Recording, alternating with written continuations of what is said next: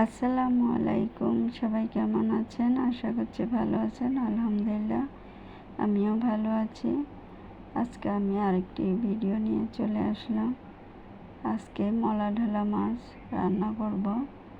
মাছগুলো ভালো করে ধুয়ে কুটে নিয়েছি। এখানে হলুদ গুঁড়া 1 চা চামচ, মরিচ গুঁড়া 1 চা চামচ, আর ধনের গুঁড়া, জিরার গুঁড়া সব কিছু দিয়ে পেঁয়াজ কুচি আর কাঁচামরিচ ফালি করে দিয়েছি। আর এখানে 2টা টমেটো কুচি করে দিয়েছি, আর কিছু আলু কুচি করে দিয়েছি। দিয়ে সব কিছু এখন আরও কিছু মশলা দিব। এখানে আমি তেল পরিমাণ মতন দিয়ে দিচ্ছি, আর লবণ পরিমাণ মতন।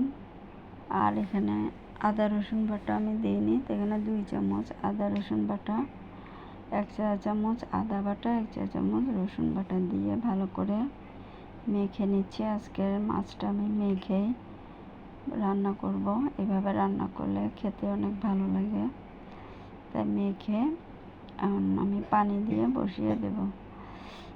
আর ধনেপাতা কুচিটা আমি পরে দিয়ে দেব। এখন আমি হাতে যে মশলা লেগে আছে এই জন্য ধুয়ে পানি দিয়ে দিলাম। পানি দিয়ে আমি চুলায় বসিয়ে দেব।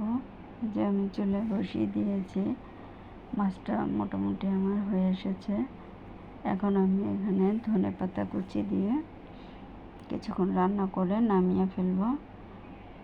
তবে পানিটা আমি এখানে শুকিয়ে ফেলব, যেহেতু গুঁড়া মাছ একটু শুকনো শুকনোই ভালো লাগে।